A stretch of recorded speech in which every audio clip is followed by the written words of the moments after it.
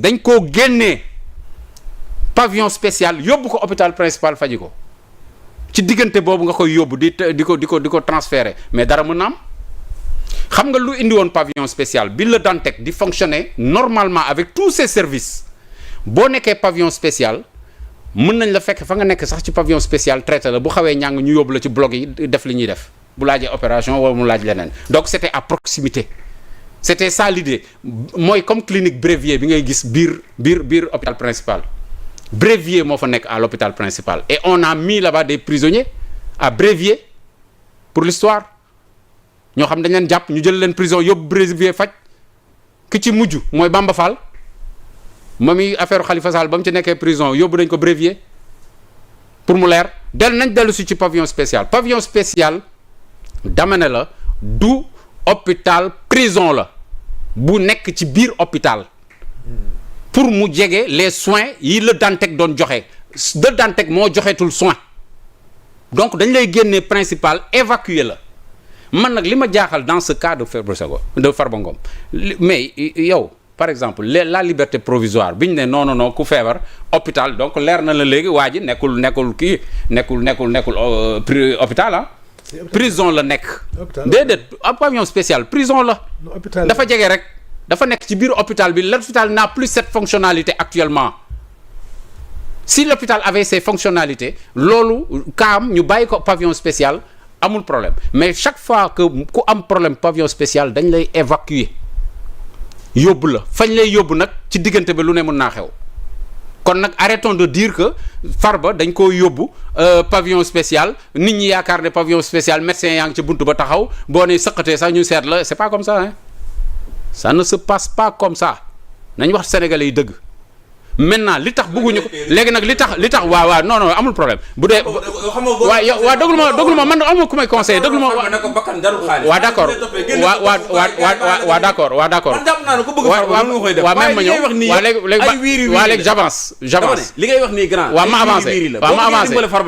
ma jaar ndaari Farba xaalis bi nga jëloon waaw ma jaar ndaari delloo ko ñu bàyyi waaw wiiri mooy darut bakkan loolu nga ko war a wax waaw d'accord waaw léegi déglu ma mais li ngay wax nii ay wiiri dama ne pavillon spécial am na fi nga pare nga mooy principal ma ne pare nga waaw mais ma eggali rek ma eggali da nga ne wiiri jaru ko man damay dem ndaari direct damaa wiiri wul xam nga lu ma lay expliquer dama ne la yow da nga ne Farba la mu jël na ko joxe yaa ko wax waaw bu la woon diffamation ne lii ma jël indi ko doo ko wax na ma woo xam nga doo ko wax nañu waxante dëgg non et puis faut pas être péremptoire si instruction lañ nekk Farba ne ni jugé ni condamné la moo tax mu non defal ndànk rek 34 milliards cautionné mais caution c'est pas la culpabilité. man su ma deful du ma cautionné. déedéet caution du culpabilité. dama ne man su ma deful dara du ma cautionné. non caution c'est prévu. tey ku ma jàppoon mais yow kon xamul li ngay wax jiñ ma 100 000 francs du ma cautionné. ndax defuma jëluma ko. du loolu de xamoo li ngay wax. grand xam naa baax caution li nga bëgg a lewal moo lewul. yéen ñi taxaw ci plateau yi bëgg a lewal sàcc. mais lewal mooy lan non mais c'est pas vrai. man du ma ko def li ngay wax du dëgg. moi je le ferai c'est pas vrai on ne peut pas lewal lu lewul. non mënul nekk da ngay déglu. parce que ku fi doon muy directeur wala mu ngi ministre wala loo mënti doon boo fi sàccee alalu askan bi yàlla xam na ne man Samuel du ma la défendre. jamais je ne défendrai quelqu'un qui a détourné l'argent du contribuable. si tu es sûr fu ñu waroon a jëndee ay fu ñu waroon a dimbale ay sénégalais. fu ñu waroon a non loolay wax la nga détourné ko lekk ko. yéen nga jóg nga dama bëgg mais yow tam non mais defal daan yow tu défends l'indéfendable. je ne suis pas d'accord du tout. non di nga déglu yow yaay défendre waaw di nga déglu. Farba jël suñu xaalis. waaw man waxuma waxu Farba. yow yaa yéen a indi kii moo indi waxu Farba. waay kon nag da ngay déglu il faut arrêter quand même. da ngay déglu non il faut arrêter. je n'arrête pas. si il faut arrêter non je n'arrête pas. il faut arrêter. je n'arrête pas. ok on va essayer. voilà non je termine sama argumentaire. on va essayer d'avancer avec. non on avance. oui voilà, mais j'avance sur mon argumentaire. je veux préciser waaw je veux préciser une chose non déglu ma rek. waaw non na nekk 1 milliard de personnes mais xam nga man li ma intéressé. waaw mais non y a pas de souci. waaw déglul xam nga lu ma bëgg a wax. non y a pas de souci dama bëgg a wax benn affaire. man aw ma fitu. taxaw janoog doomu aadama nañ ko yaa sàcc wala sàccoo man dëggoo fii ma ne la Farba def na wala deful déedéet nit ki da nga koy wax lu mu wax da nga koy waxal lu mu wax neew ma keneen noonu waalisee ko exeguma si dinaa ci ñëw neew ma def nañu neew ma defuñu man je suis toujours sur les principes xam nga principe mooy lan mooy damay topp ak yelleefu doomu aadama foofu lañ tolloon ci wax ji on était dans les droits humains ki ngay jéem a mais may ñu ki ngay jéem a défendre moo ne def naa Farba moo dem TFM taxaw ak jàkkaarloo askanu Sénégal yëpp na leen Thierno Alassane Sall ba ma ànd ak moom suma biir oto xam na ni mu demee woon jël naa taxawaat fi nga xamante ni mooy assemblée nationale waxaat ko ci Mimi Touré ne ko la ma la indiloon jël naa waaw kooku taxaw wax na jël naa yow nga ko defaan léegi woo leen Mimi Touré ak kii yow nga ko ak Thierno Alassane Sall waaye déglu ma rek non mais il faut arrêter non man je suis sur les principes da nga may déglu moo taxaw ne man jël naa loolu problème sa problème la ak yaa Farba mais man Samuel non mais may ma eggali moom moo am problème ak Farba man sama problème xam nga lan la dama ne au point de vue des droits humains nit koo xam ne nee nañu dafa feebar da nga koy teg dans des conditions yu mën a fajoo fi ñu ko yóbbu pavillon spécial du fajukaay loolu laa wax et je le maintiens ku ko vérifier suba di nga ko gis man li may wax dafa leer maintenant quant à Farba dafa jël dafa ndànk rek quant à Farba dafa jëlul kooku actuellement on est en instruction nañu bàyyi justice mu def liggéeyam xam nga nag Pastef dañ tàmm di wax justice la mu war a def defal ndànk rek di tàmm di wax justice lu mu war a def di tàmm ba seen président sax naan woy ak premier ministre woy les citoyens ont le droit de mettre la pression sur la justice ma ne nag da ngeen parce que la justice est rendue au nom du peuple waaw d'accord mais defal ndànk ma expliquer waaw nañ bàyyi quand même aussi li Sénégal li ñu xamoon mooy justice dañ koy bàyyi mu def liggéeyam bu justice liggéeyee président di ko teg pression di bàyyi ñëpp la ñuy teg pression bu justice muy premier ministre muy président de la République képp ku fi d'accord bu justice liggéeyee on peut s'écouter waaw bu justice liggéeyee bu justice waaw d'accord man maa ngi terminer bu justice liggéeyee ba ne kat diw mii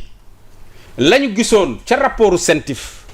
ay transactions yoo xam ne c'est des transactions douteuses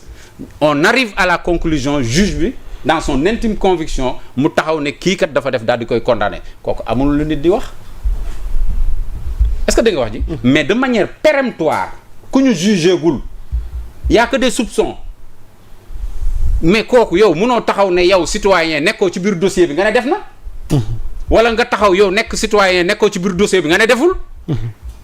ñaari extrême yooyu yépp il faut s'en garder il faut être dans le moyen terme bàyyi justice mu def liggéeyam loolu mooy dëgg maintenant CENTIF li ma ci waxoon sànq moo ci am dama ne CENTIF boo ko seetloo ci ay kaaw Mohamed Dieng CENTIF la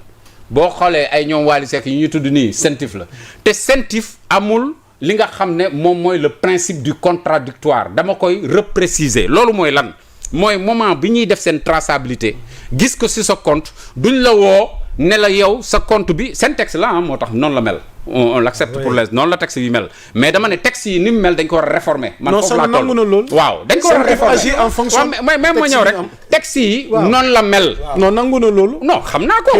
du question nangu naa ko xam naa ko dama du question nangu naa ko looy nangu day fekk d'accord ci woon nga dellu si nangu ko dama ne texte yi xam naa ko liir naa ko dama ne CENTIF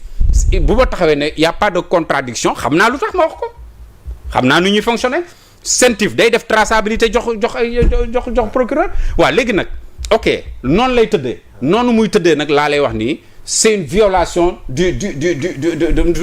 droit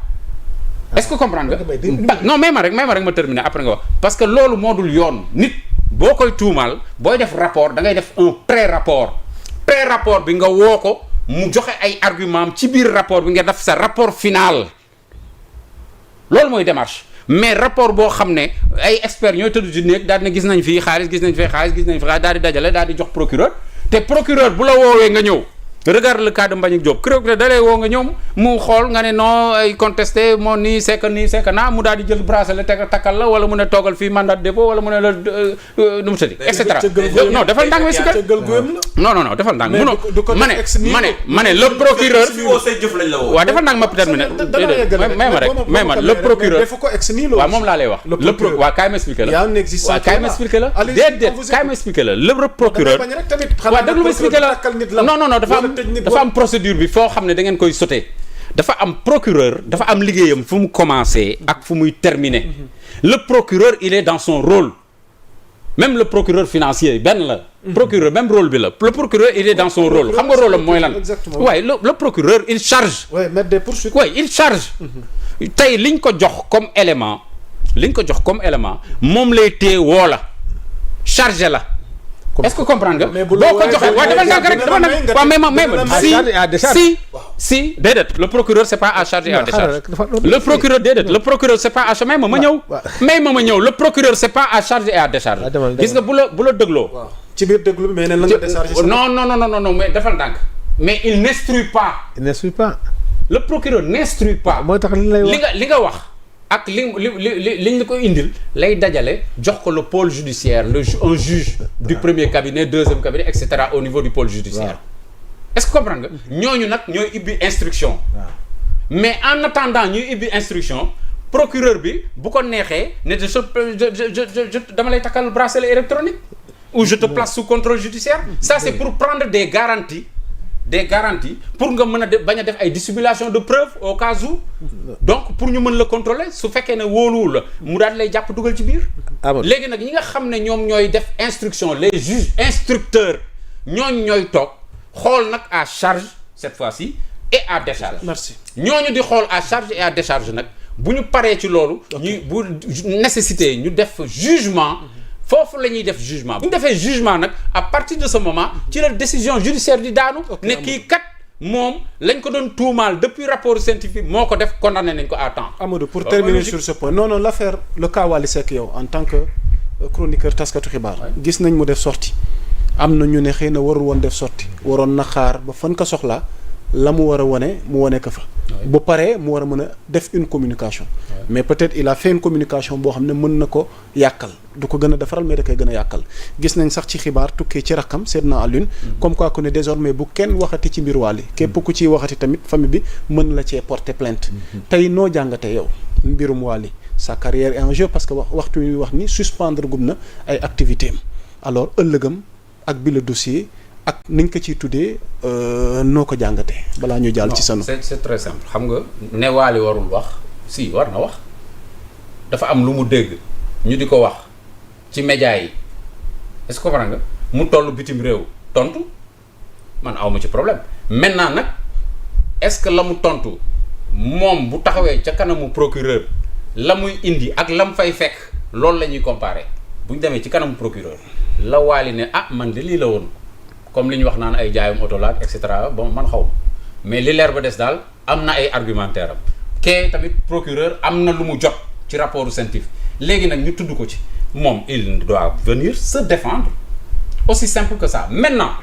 bu fekkee ñaari hypothèse moo am bu fekkee li ñu koy tuumaal defu xëy na gis nañu parce que scientifique day tracer rek ay transactions xaalis jóge na fii il arrive à justifier ne xaalis ba ma jot man c'est parce que damaa jaay nit ki jënd mais c'est pas parce que yaa tudd doomu Macky Sall xaw ma Amadou Sall que yow loo lu ñu jënd wala loo jënd rek c'est licite c'est illicite non c'est pas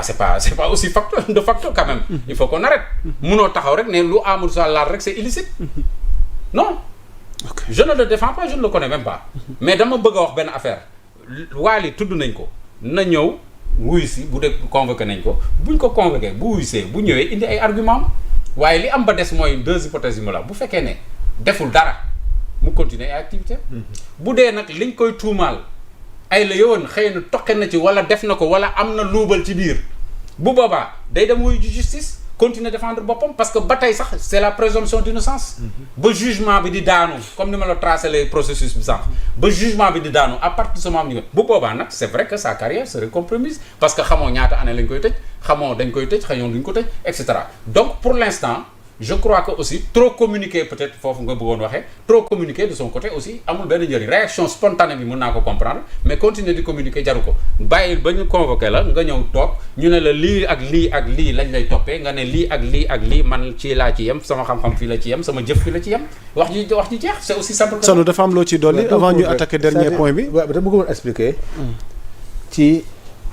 exposé motif loi scientifique. Amadou lenn rek laa ko boo jox comme complément d'information scientifique pourquoi du woo nit di ko déglu xam nga lu tax scientifique tey boo woowee Sanu Dione amul benn pouvoir di ma téye wala def nangam di ma laaj ne ma Sanu lii déglu ma comme li nga wax que ñoom dañu bëgg a am dans un esprit contradictoire xam ni mu demee bu sànnu demee ñu déglu ko te bu ñu ma dégloo pare mënuñ ci man dara ma xam ne li ma toppee musiba am na su ba ma jël avion wala ma jaar jël Casamance dem parce que ki nga xase informé pourquoi CENTIF warul teel a informé bi ñuy tëgg loi bi boo gisee ñu ne ko warul yëgal kenn parce que ñoom bu gisee traçabilité dafa mel ni ma jox la benn exemple bu terre à terre tey ñun par exemple ñi nekk en Europe da ngay ñu ne la attention métro bële cooy yaa nga fa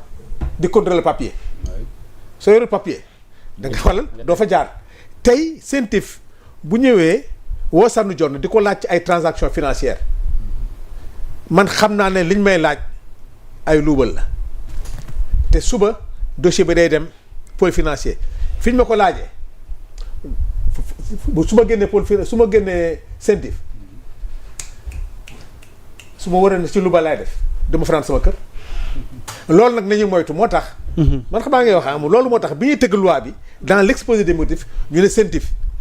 li ngay saytu fexeel ba ñi ngay sant bu ñu ko yëg parce que bu ñu ko yëgee di nga tax les juges le procureur day tax duñ jot waa ji parce que waa ji daw na parce que yow yaa informé waa ji que ne ñu ngi koy topp loolu moo taxoon nag mayuñu CENTIF pouvoir boobu parce que bés bu ñu ko mayee te amuñu parce que tey procureur wala juge financier bi lay déglu en instruction bu xasee am ay preuve wala ay doute du la bàyyi ngi ñibbi. jërëjëf mais tey. merci CENTIF. ñu jëkkanteeg waxtu bi bu gisee traçabilité xam ne lii. et puis ñoom c'est des professionnels. macha allah macha allah gisee rek xam nañ ne lii blanchiment la xam nañ ne merci Sanu dama bëgg ñu attaquer dernier point bi ñu jëkkanteeg waxtu bi defe naa loolu leer na code général des impôts. non CENTIF bi yow jëlaguma ci sama kàddu. kon jël Samuel jëlaguma sama kàddu. mosagoo ci Samuel ak li ñu ci wax lépp. non jëlaguma ci. waaw léegi vite fait loo ci dolli. waaw non xam nga CENTIF il faut que ñu expliquer Sénégalais yi mooy cellule nationale de traitement des informations financières. mooy mais am na ku ma yóbbante ne Samuel boobaak léegi mi ngi alerté